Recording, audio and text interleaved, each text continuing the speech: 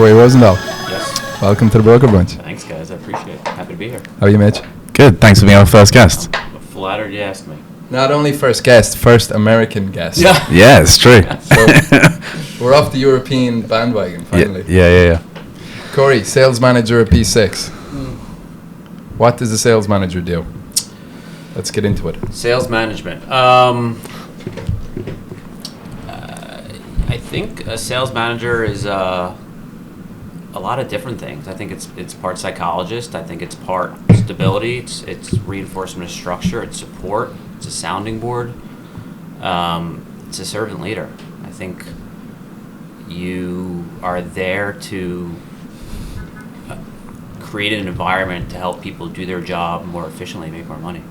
So, and that is with the lens of the short term and the near term. I mean, the short term and the long term, right? Like, how can I help you out on this deal? But how do your actions affect the long term plan of your plans, the company's goals, everything all together?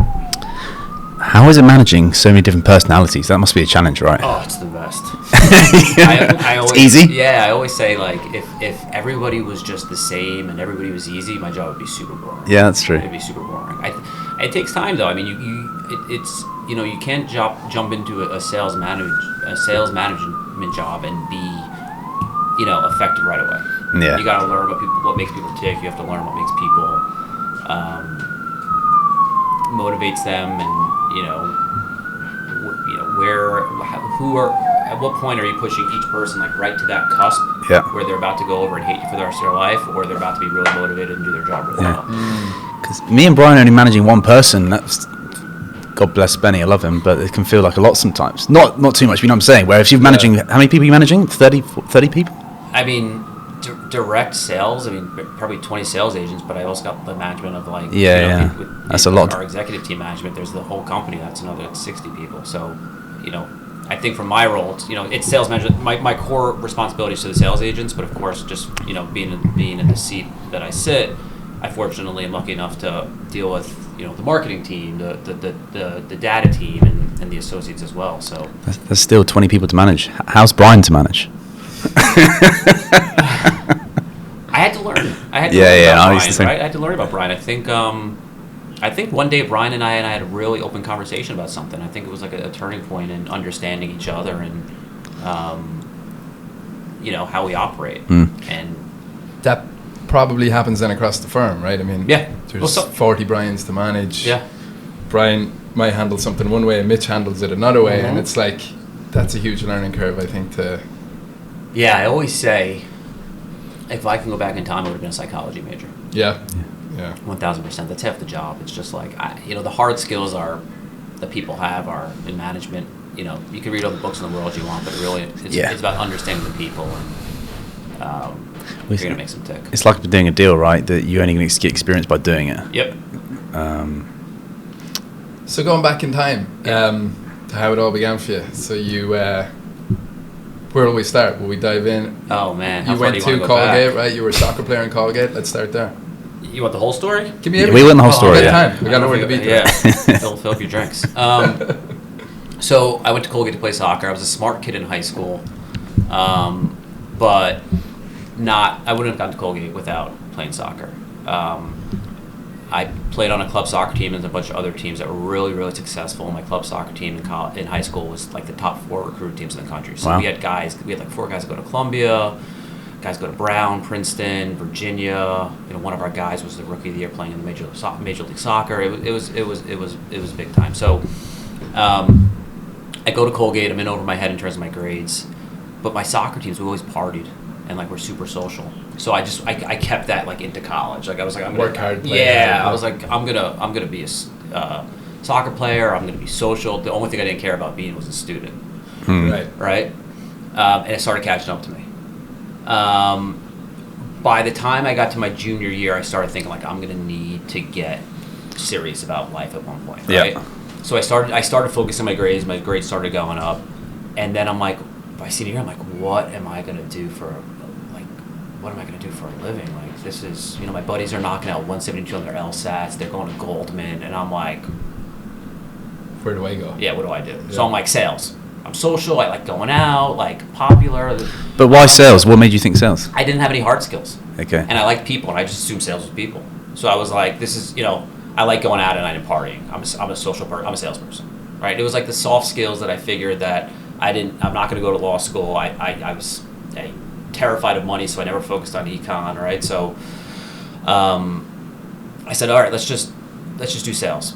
So I fortunately got a job through Colgate at Massey Knakal, and I started working as a job that wasn't like a dedicated associate, like Spence works for you and Alex works for you. It was like an office associate, right? It was like someone needs, back then we had to go down to the DOB to get certificates of occupancy. I stocked the Cokes every morning in the fridge. I moved boxes. I was like our IT department. We were a small company at that time. We were like 40 people.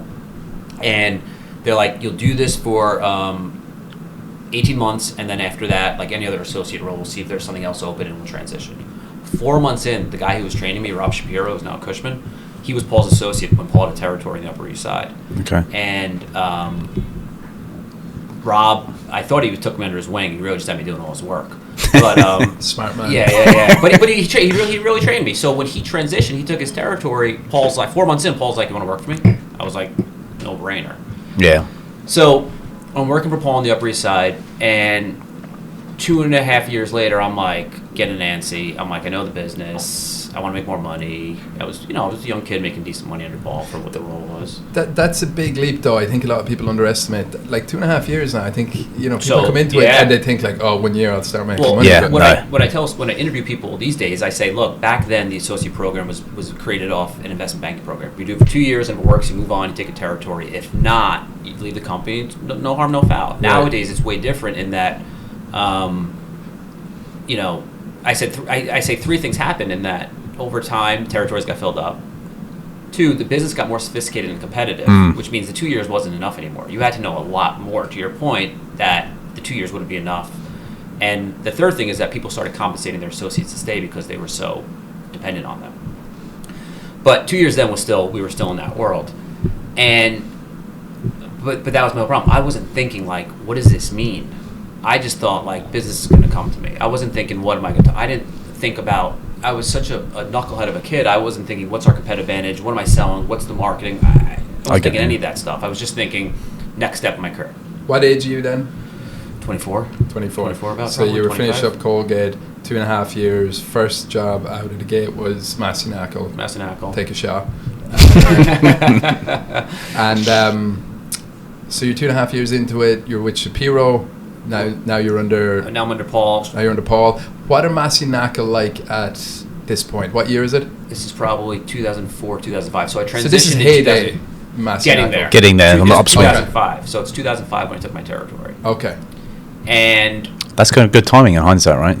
If I was good at my job, yeah, it would have been a great time. Well, this is something me and Brian talked about, actually. You're very self-aware in the fact that a lot of people wouldn't admit they necessarily don't have the skills to be a broker or whatever, and you identified that early on, which is interesting. No, I didn't identify it. Oh, you didn't? That was the issue. So, okay. So when I tell Paul I want to take the territory, Paul's got this really great thing where he says, if you think about a lot of people in your life, they fall into one of two buckets. Are they the salesperson, want to know sky's the limit, they want to know... they want to be schmoozing. They want to, they have natural salespeople tendencies. They don't care for detail. And even these other people are more executor managers, and they're dug into the details. They don't want to know sky's the limit. They want to know when their next paycheck's coming. And Paul's got this view, and it's not for everybody, not exclusive, but a lot of people fall in one of those two buckets. He's got this other great thing that if you tell a 25-year-old kid what they should do with their life, they're going to reject it by human nature. Like, who are you to tell me what I should be doing? I know myself better. So he was trying to lead me there. He had a really fatherly approach to me, and he's like, you sure you want to do this? Like, trying to get me there. Like, you got to be on every day. Is this for you? Have you thought about it? And I'm just like blind, like, yep, I want to do it. Whereas you feel he was trying to probe it out of you to... He was trying to get me to do some self-evaluation, which I was nowhere near ready to do yet. So... Right. I take the territory because, again, we're a small company with 50 people now. And I take the territory, and we get a train director in who sets up like the formal pitch that it was when that whole training thing came up. And they did the mock presentations, and I went with this other guy, Mark Spinelli, and I read it the night before. I didn't understand like what I was reading. I didn't understand the different organization of it. I just wasn't taking the time to. I was an arrogant kid, and I'm trying to think of what happened first. Did I do that first? Or did I? So Mark Spinelli is who was Mark Spinelli? He was another agent in another territory. Okay. And we do it together. Mark's just like a great natural salesperson, and he just nails it. Still in the business? He's selling. No, Mark's in sales, not in real estate. He's I think he's in tech sales. Went off and did something but still a sales guy. Still right? just okay. natural sales tendencies. And they passed Mark and they failed me. And I realized that just I wasn't comfortable presenting, and I was, when people talk and they lose their voice. So I had that going on, and I'm like, so I got the guy running the office that time and the train director in front of me, and they're like, look, we're not going to pass you, blah, blah, blah, blah, blah.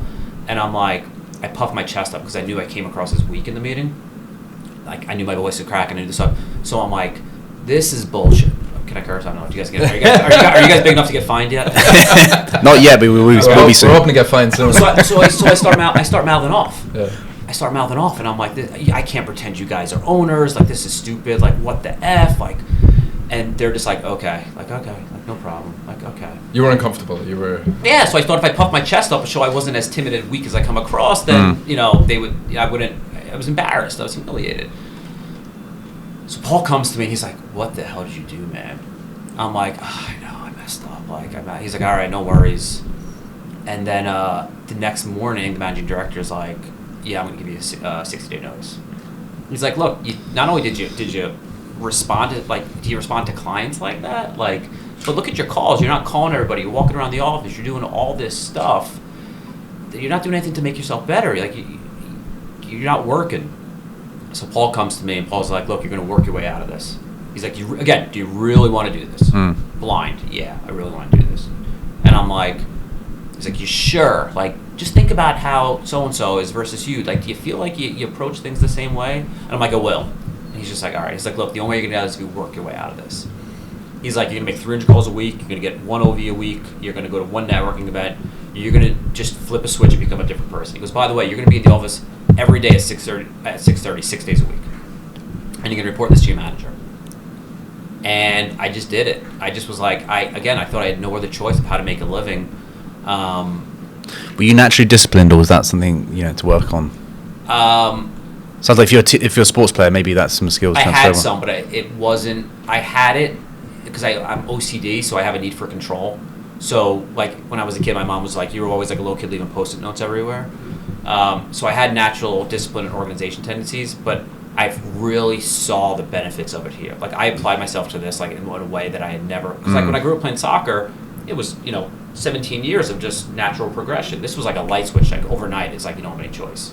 I remember I'd wake up in the morning on a Sunday after being out with my buddies 3 hours earlier, just to go to the office just to say I was there. And I was doing it and doing it and doing it, and 30 days later, Paul left a note on my desk, and he's like, Bob wants your 60-day notice lifted. You're clear. And I worked my out of it, but that gave me that took my discipline and my work ethic to a whole nother level. And I would say it was the most embarrassing and humbling thing that ever happened, but it was one of the best things ever. I stuck around. 2007 came around. We sold 8 buildings in my territory, and I originated one of them.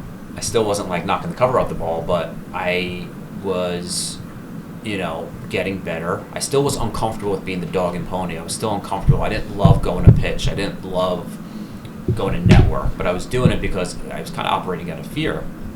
So the market crashes, and Paul comes to me, and he's like, look, your territory is too small. He's like, you stink as a salesperson. He finally was just like, you stink as a salesperson. And he's like, if the market's in the crapper, he goes, I got to be out selling, but I'm spending half my time doing CEO stuff. The company, like any other company right now, needs sales and needs revenue, so I got to be out there. Why don't you come work with me? Okay. Spend half your time working on my real estate, coordinating with the people in the business I'm bringing in, and half your time helping with my CEO stuff. And I need a job, so I was like, yeah, absolutely.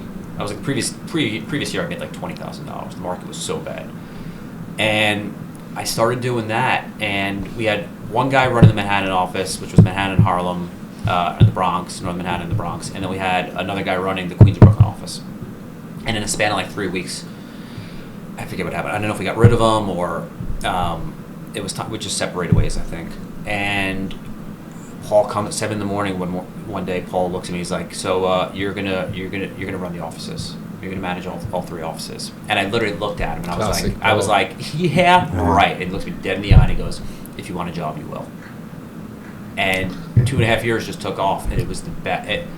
It was so much fun. I learned so much. I'd come home every night. Paul would call me, but what happened today?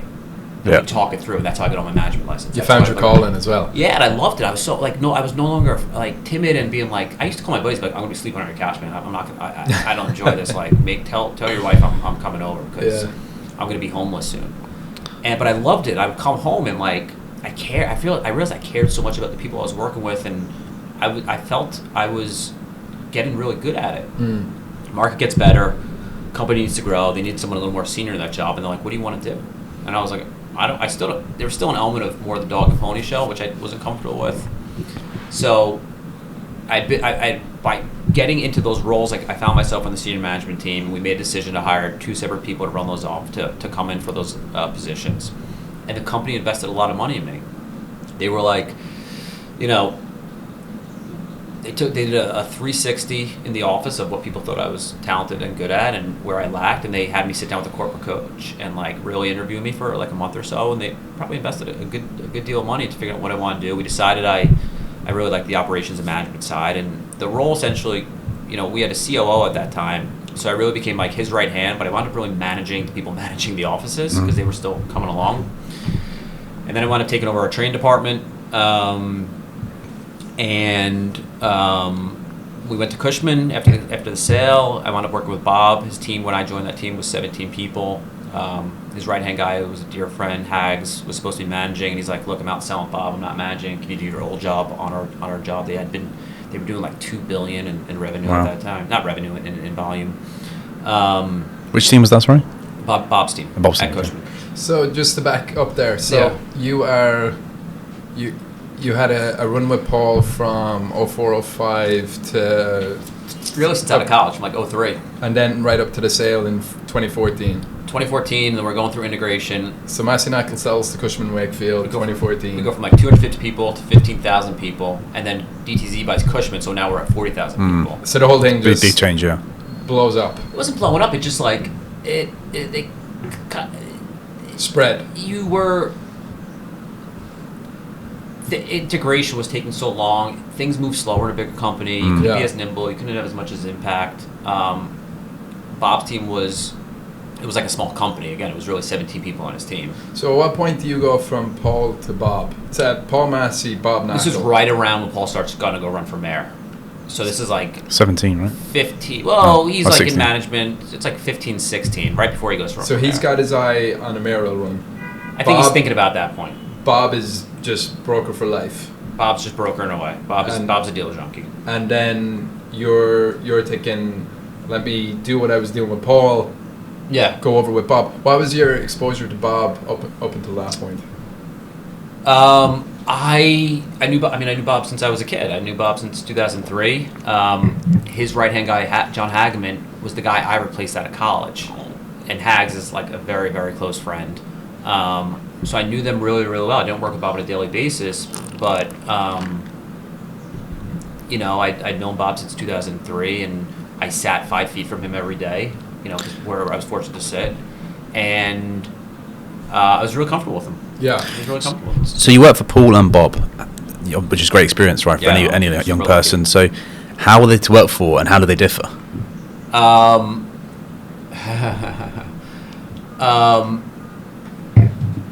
of them must have worked harder than the other, right? Work harder? Yeah. No, they're very different, because you got to remember, Bob and Paul made a conscious decision that Paul was going to run the business.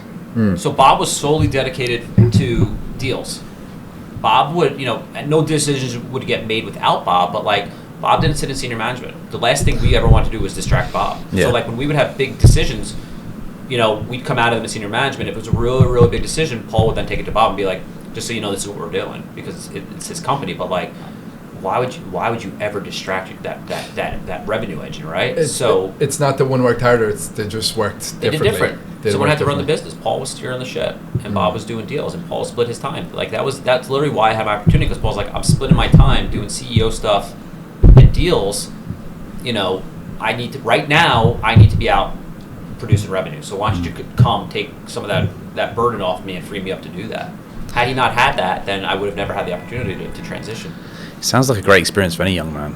It was unbelievable. It was. That's why I said, like, how much time do you have? Because from there, then then we leave Cushman, we go to JLL, and then I'm working with, running that platform over there, and then I came over here, and Paul gave me a big shiny title, but at the end of the day, it's a lot of sales management. But yeah, every time a kid calls me in college and asks me what my story is, I'm like, this is gonna take a while, because it went like this. And, right. I think people come out of college now and they, all these kids are like, this is what I'm gonna do with my life. Yeah. And I'm like, you have no idea. You have no idea. Like, there's no textbook for this in college. There's no roadmap. You could just do a sniff test of what feels like you might be interesting, but like me more than anyone, like, it was a winding path, and fortunately I went through it, because everything that I did and learned was really allows me to do my job now. Without it, I wouldn't. Without doing every single thing, I wouldn't be able to do it. So I was lucky, but some of it was really nerve-wracking while I was going through it. Yeah, I can imagine. You mentioned about, like, being OCD type tendencies. Yeah. Like, do you think that makes you a more well-rounded manager, or you're more on your game because of your DNA? 1,000%. Yeah. 1,000%. I hated. I'll never forget. Like, the first time I sold a big building. James Nelson brought a building into my territory in 88th Street, and we sold it, and I got like a $90,000 check. That was probably more money than, like, my father ever made in 1 year in his life. And I called my dad up, and I'm like, going to the bank to deposit. I've made it. Yeah. Dad, I made it. No. I told you I'd do it. Look at me now. Yeah, no. I'm like, he's like, this is amazing. He's like, go spend a bunch of it. Like, just, he's almost 25. I was 25. Yeah. And I'm like, Dad, I'm terrified. When's the next one coming? Like, I need that control to understand. Like, I can't live like. Well, that's better. That's better than just spending it all, right? Being irresponsible. Yeah, but I couldn't live like that. I needed the control of knowing when the paycheck's coming. And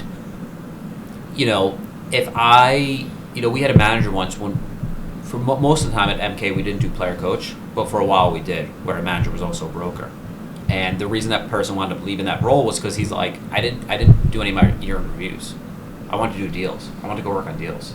So I didn't do any of my year reviews. And that's when Paul and him were like, it's time, maybe you shouldn't be doing this job. But, like, do I ever miss a meeting with you guys? Right? No. Do you ever give me, like, I might not give you the answer you want, but, like, I make sure that, like, you ask me something, I'm going to get back to you on it. Yeah. I'm going to religiously talk to you about, the same. I'm going to be consistent in what I talk to you about. I'm going to dig in and understand things. I'm going to put process behind things. I'm going to talk to you about one thing next week, and we're going to talk about it again at your next meeting, right? So, like, having that discipline, having that OCD, is, I think it's important. And, like, being in the office. You guys know my view on, being in the office, but, like, being here as early as I can be is important to me, because I want you guys and gals to know that I'm there. You turn around, I'm there for you. I'm always there if you have a question. I'm always there if you need me. My phone is, like, always in my hand. I respond to my emails quickly, just because I'm there to support everybody in the office. You're on it. You are in everyone's business in this office, and I mean that in a nice way. In the fact that, from operations to marketing to sales, like, nothing goes on in this company without Cory. Yeah, that's because you care, which I think is an important thing. I care, but at the end of the day, look, what are we producing here? I will take shit from anyone as long as I know that their heart is in the right place, and that they care about, number one, the mission, what we're trying to do, and number two, me.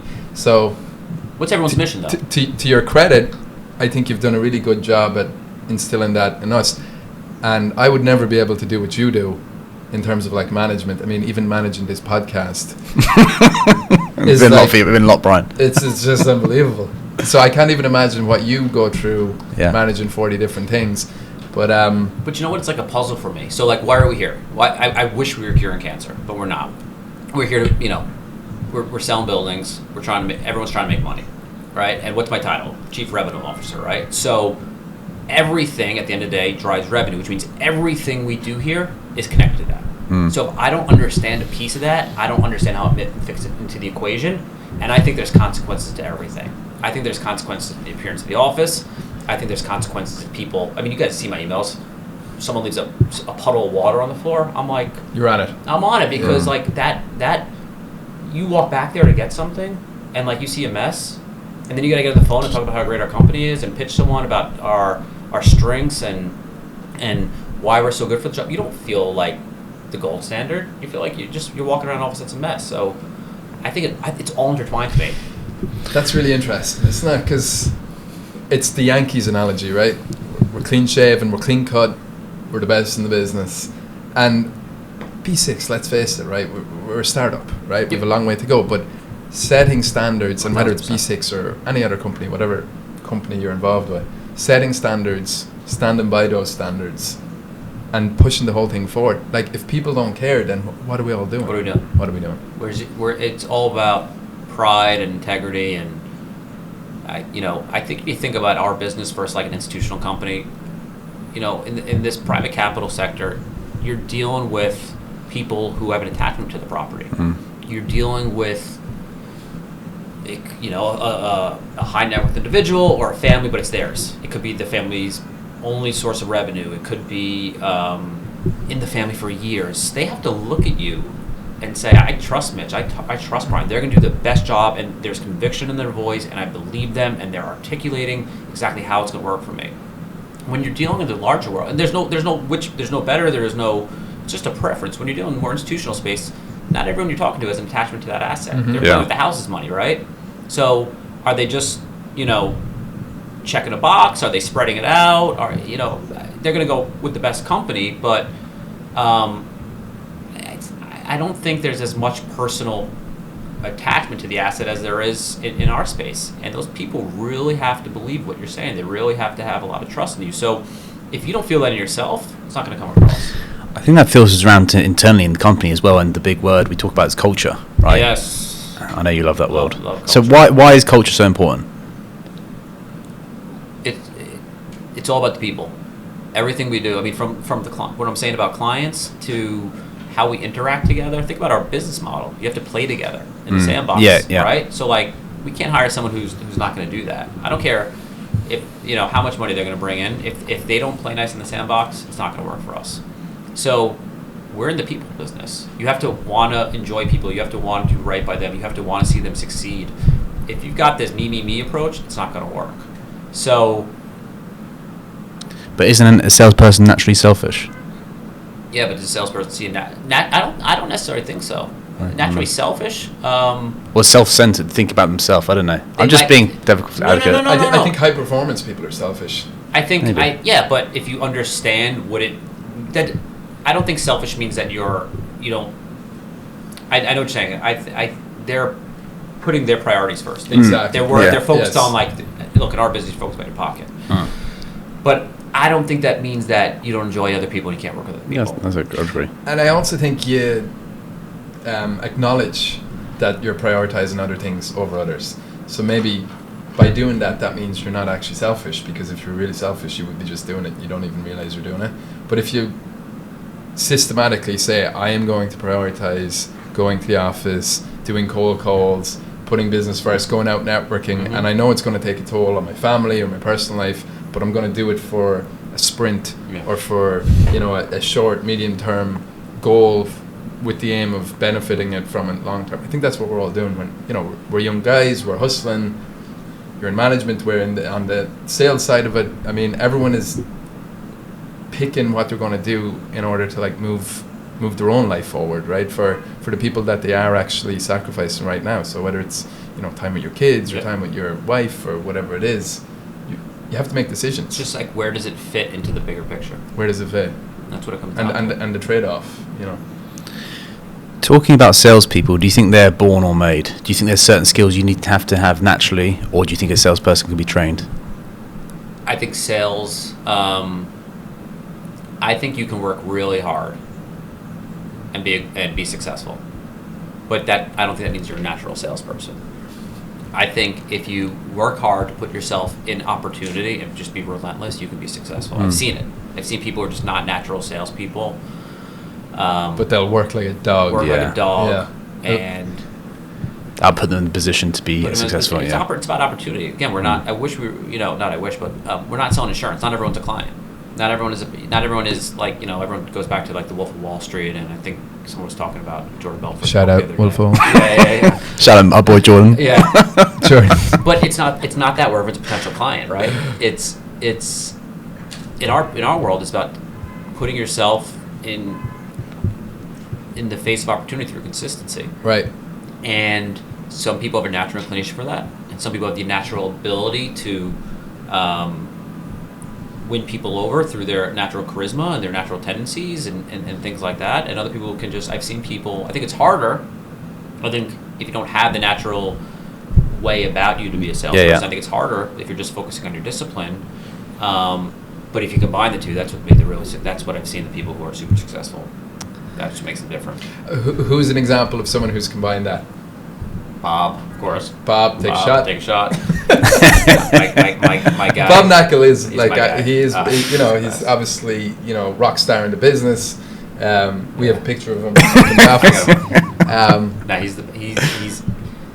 He's the best there is in the business, but he's also just a fantastic person. And he's a dear friend. I love him to death. But like, he's just a natural salesperson. But the guy works so hard. And that's what I hear about him. It's just the work it's actually kind of scary to hear about, like how hard he works. Yeah, because it's daunting. Because he's so far ahead. Like I'm 34. What's motivating him? What's he, mid-60s? It's like he's 30 years older than me, and he's working round the clock. It's unbelievable. What do you do with a guy like that? Can you manage a guy like that, or is he? Because I assume everyone needs to be managed. Even Bob Knakal thinks I'm sure he runs into bottlenecks. Just like I need to get motivated again. He's so smart that he finds something where he sees where he can find. He knows Bob. When I worked with Bob, our whole thing was like we're not the smartest people in the room. Mm-hmm. So we, you listen, you absorb information, you hear from people, and Bob will find something. And when Bob latches onto something, it's like nothing you've ever seen. Like you see what he's doing with social media right now. Yeah, it's like a dog with a bone. It was like a light switch. That's a great analogy. Dog with a bone. Just keep going. Just beating it, and he'll be better. And he will be better than anybody else. And I think they're probably two very different people, but I think of Tom Donovan as well. His weekly updates. Yep. He's been doing them since COVID started. Tommy's a former Marine. Right. Tommy's got his own discipline in his own way. If you give a guy like that a process, they will just hammer it over, and it must ring true with clients. It's not calls but it's not BOVs. It's not really process. It's like it's just routine. It's discipline. I mean, other guys, James Nelson, Steve Palmisi, James. When James was in the office, I'm sure he's to this day. There's no one more efficient with his time. I used to go over to talk to James about something. He'd be like dialing while he's talking. He's like, "What, Cory? Wait, hold on.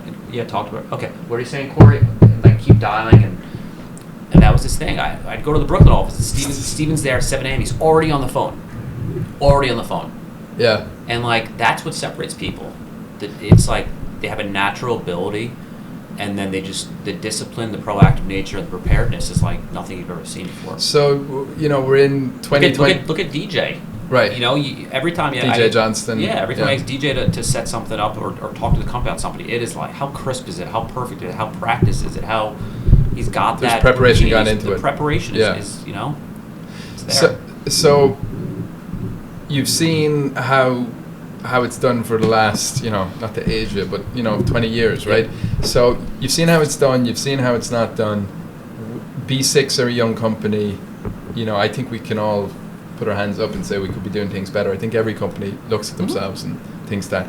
But is the new generation... Well, let me ask it like this. What's the difference between the new generation, so a kid coming out of college, and say the baby boomers, or even, what would you call us? Gen Z? I'm a millennial, I'm a millennial then as well. Yeah, you're a millennial. I was trying to say I'm younger. but I'm a millennial. Yeah. So what is the difference between boomers, millennials, the next crew, the Snapchat crew? Yeah, no. Snapchat crew. It's everything is these short, digestible... everything is so accessible, and everything is digestible in such small amounts that everybody wants everything quick. Everybody thinks there's a shortcut to something.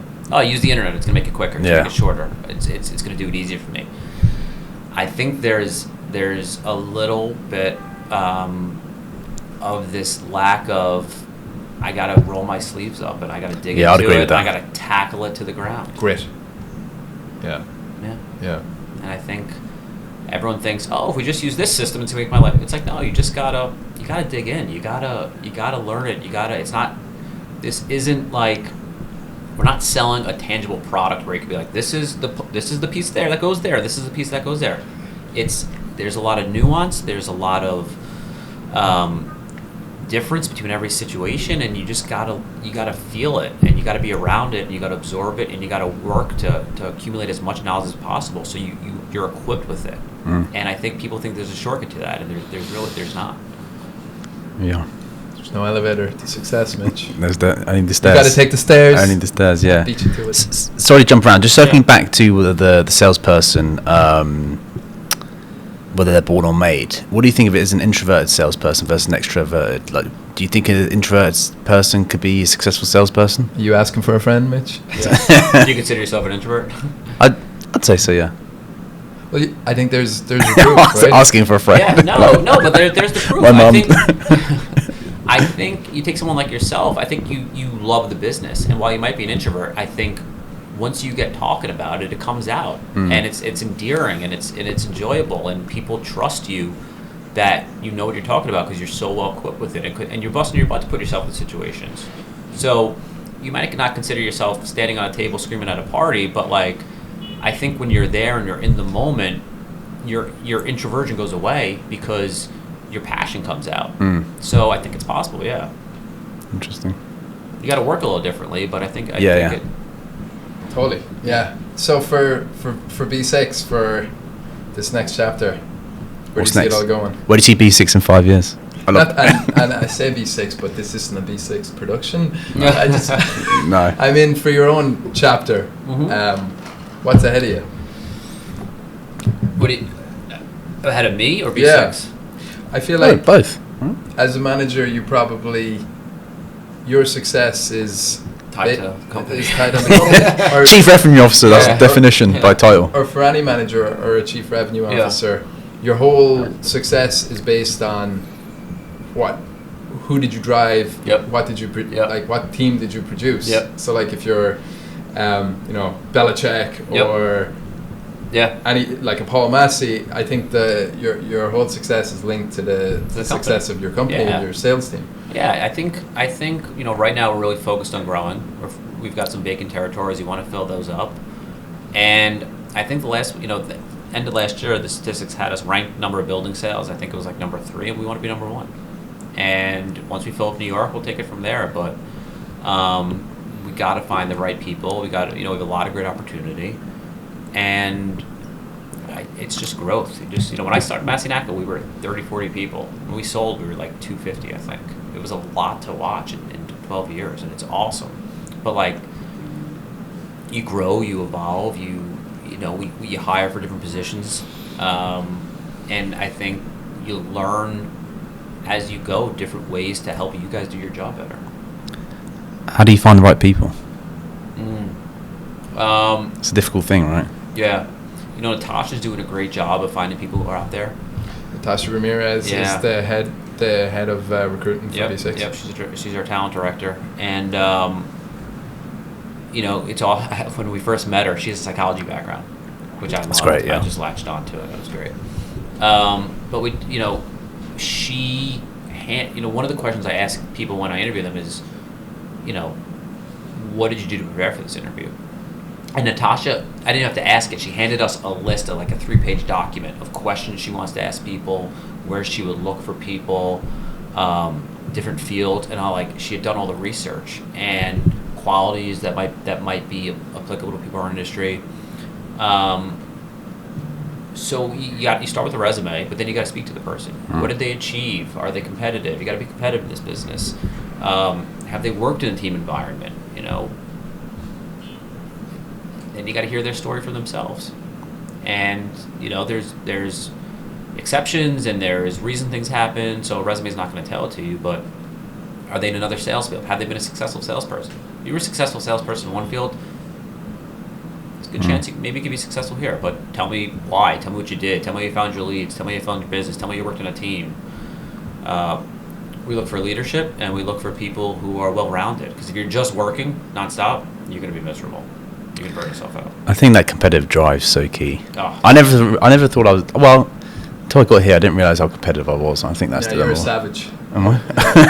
I just think that's a very important skill for a salesperson. I think you have to be a savage. What gets you up in the morning? Something has to get you up out of bed. Yeah. That's what I've said to Brian. Yeah, it's true. You've got to figure it out. Yeah. Is it something internal? Is it something external? Like, what is it? But if you can name it, you're already a step ahead. What is it for you, Cory? It's for me. It's probably. I think it started with like insecurity. I think as a kid, I grew up and I had a loving family, but I felt like I had flaws, things you're like embarrassed and ashamed of. Do you have imposter syndrome? Yeah, I think for part of my life I did. That's It's a real thing. It's a real really thing. have that. Sorry, It's a real Brian. thing. You feel like I've been in a lot of therapy. You feel like a phony. You've been in a lot of therapy. Yeah. Yeah. Oh, I love therapy. It's So fantastic. for like working on yourself. Yeah, for get better. No, deal with sorting things out in your mind. It's all connected. My old I wound up in analysis just by accident. I found a therapist. She's what you call a psychoanalyst, and what they do is they there's some extra schooling, and they dig into your earliest memory about something, and you figure out how you react to it, and then kind of why that shapes who you are today. And it's a lot of work because you're digging in and you're thinking and you're facing a lot of stuff you don't want to face. That's scary. Yeah, big time. And I didn't realize I was in. I thought I was just talking to a therapist. And like 5 years in, I'm like, what kind of therapy? But she was one of those brilliant women. Unfortunately, she passed away a couple of years ago. And which is like when you deal with someone for like 10, 12 years, it's devastating. It's like losing someone very close. Yeah. And she was brilliant. And she had this thing. She's like, you have love and work. Those are the two things in your life. You have love and work. And love and work. Love and work, and they're connected. And I think, I wake up now with, I got something to prove still. I don't know what it is. I don't know what it is, but like, I wake up now and I just want to I want you guys to feel like I'm giving you every opportunity to succeed. Mm-hmm. And the need for me to do that and be hyper successful at that is filling some void in me. Mm-hmm. And who am I proving it to?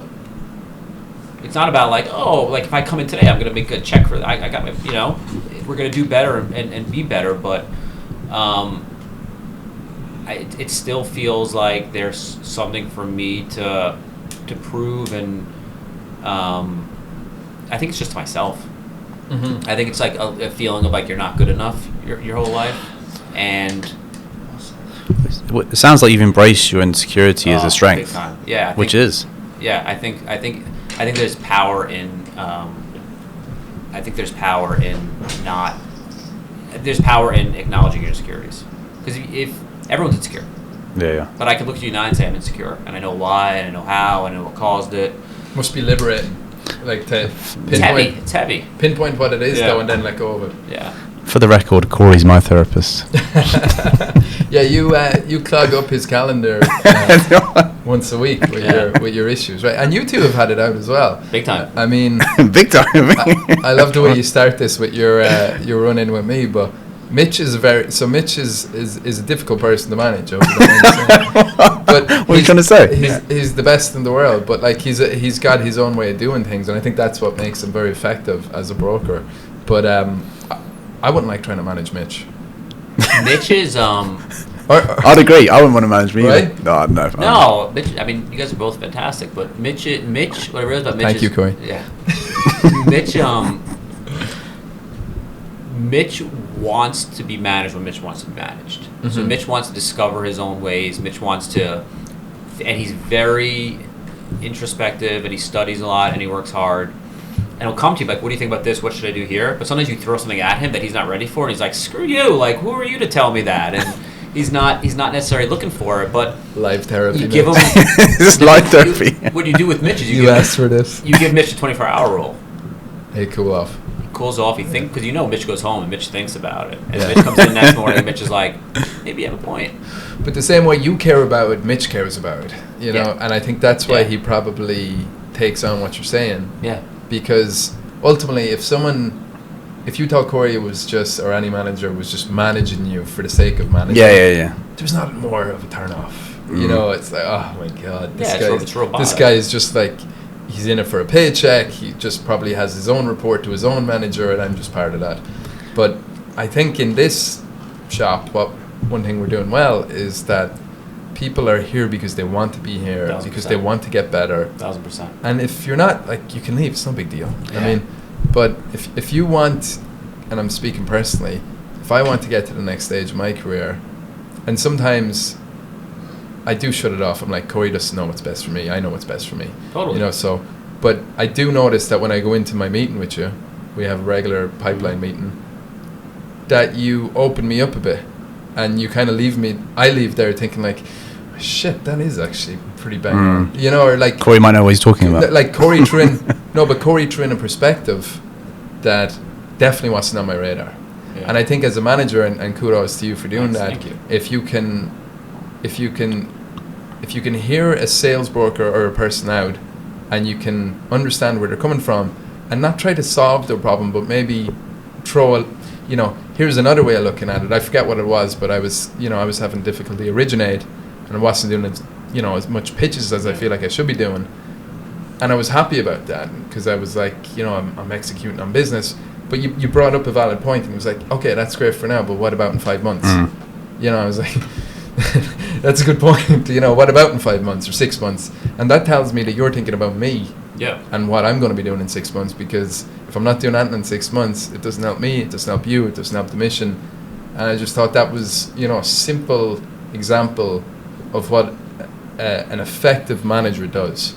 No, I appreciate he listens, he takes it on, and he maybe gives you another way of thinking about something that you weren't thinking going into that meeting. Yeah, I mean, I don't have all the right answers, but I'm just trying to open up. It's very easy.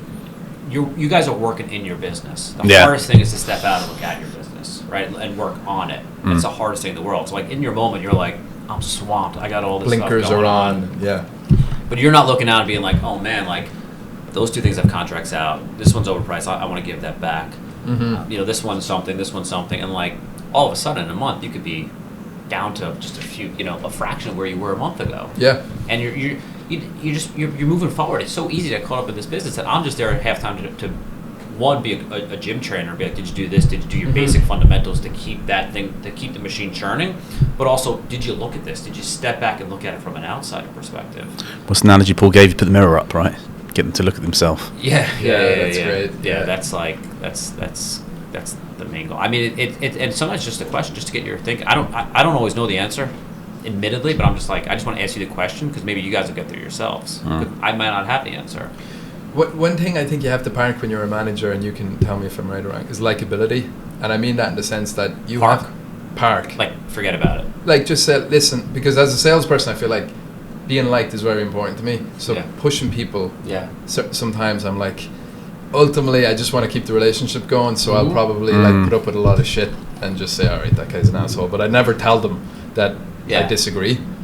But for you, and you're not afraid to go there in the sense that, like, and you had a good saying that summarized this, but it's, I think people will automatically push against what's good for them. You almost have to, even though it is good for them, you have to force them to do it.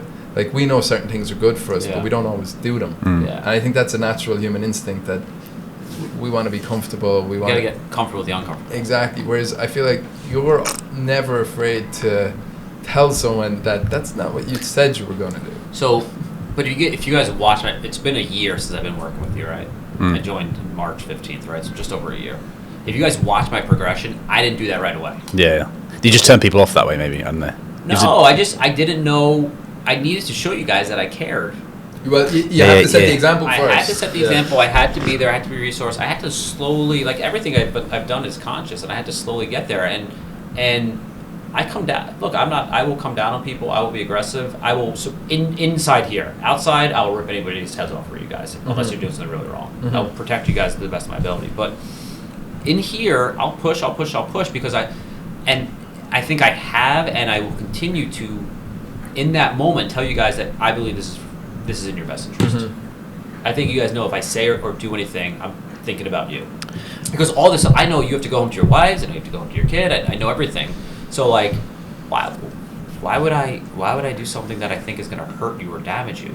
Mm-hmm. So I think you guys know that I have that in mind on anything that I do, but I'll also make sure that I say it in that moment to remind you. Like, do you think I'm like, I don't get anything out of this, all right? Like, I actually don't have, like, yes, how the company goes is how I go, but like, if I tell you to do something, like, I don't get like a gold star that I walk around with and I come home, my wife's like, you got a gold star today, congratulations, like, I'll cook you dinner, but you know, it's not like that.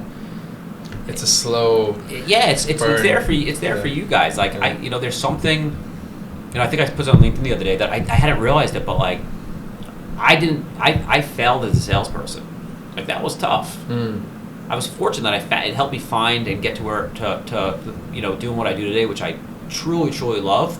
But like, watching you guys succeed, like, I get something out of that. Like, it fills a void in me, and I think that void will be, open forever. And I think, Brian goes in there, Brian's wins go in there, Mitch's wins goes in there, Bobby's wins goes in there, DJ's wins go in there. And I don't think it'll ever be filled, but like, watching you guys succeed, I get something out of that. That's great, and you can't fake caring. Like, no one can fake caring about something. You just get antivice straight away. So like, we know and appreciate that. And something else you said to me recently was the reason why you're hard on us in a good way, in a positive way, is that no one gives us an inch out there because we're in a competitive business. So I think that's very true. Yeah.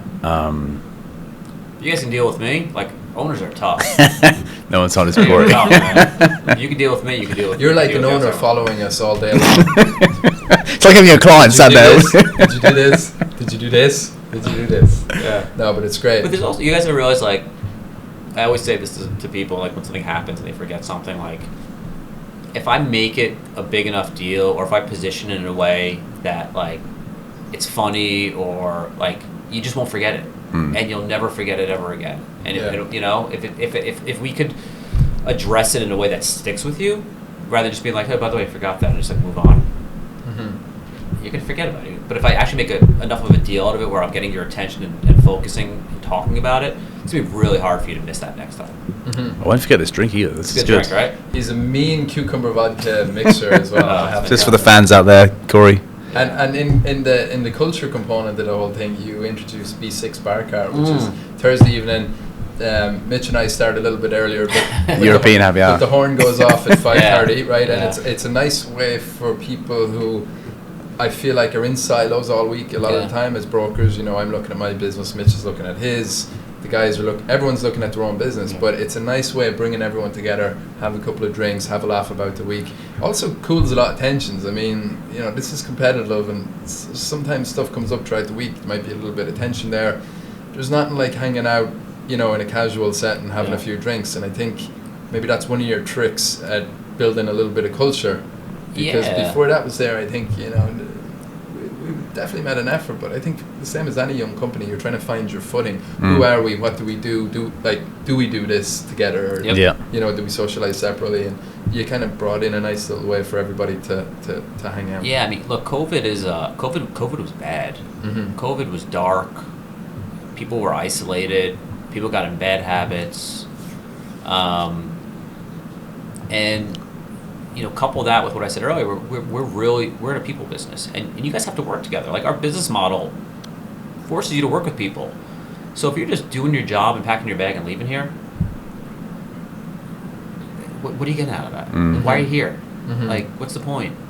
But if you're taking the time to get to know the people and learn about them and create an environment where people actually care about each other and have a laugh, then you're going to be excited when you come to work the next day and you see them. Because you go to bar cart, every bar cart people wind up going out to the bar after, right? And then people have a wild night, people have a fun night, people learn about each other's families, anything, whatever your taste is.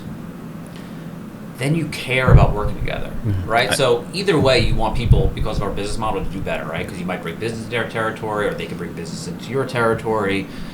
They're going to help you win business. So you already are invested in them, but like, don't just make it purely professional. Like, I would lay down try for Bob and Paul, and that's just because like they gave me opportunity. Because I loved going to work. When I was 22, Like, Sunday scaries. All my buddies were like, "Oh, work tomorrow." I'm like, "What's the big deal? I'm going to work tomorrow. This is fun." Like, they created a culture that I'm so appreciative of because I was there. Like, I was at work all the time because I wanted to be, because I enjoyed the people I was working with, because we were having fun, and I'm so fortunate for that. So why can't we do the same thing? Why can't we create an environment where you look forward to Thursday night? Yeah, relax. You turn the phone off for a second and you hang out with just people that you pitched with earlier the week or closed on something earlier week, and you could enjoy that rather than just going back to your desk and be like, "Yeah, I closed something. Move on." Like, let's talk about it. Let's These are the sort of things you were discussing when someone new would join Massey Knakal, right? You talked to them about the culture of the company. Yeah, they would have to sit with me for an hour and just talk about culture. Maybe Brian could do the one for the B6. Yeah. It's important. That's a separate pod. It's important. Like, think about how much time you spend. Think about how much your family's sacrificing, right? For you to be here for Sunday, you guys to come in here and spend time. My wife, is home. It's important that you understand where you are. It's important that you understand chain of command. The worst thing is to come into a workplace and be looking over your shoulder, like, what's next? Who do I talk to? Right. What goes on? What's it like in here on Fridays? Can I be casual? Just like little things. So I think it's really important for people to just get a lay of the land when they come in the door, just so they're just kind of like a sigh of relief of like, okay, I understand what's important. I understand the values. I understand the expectations. I understand what my expectations can be of the company. I understand, even we started doing it here. We have the onboarding meeting here now. I used to do that a couple of months ago. We even give that like a recommended reading list. Like, read the things that successful people in the company have read so that you understand where our focus is, and if you have any ideas, tell us. Like, we're not the smartest people in the room, and like I said earlier, and we want to hear what people value and get perspective. Love it.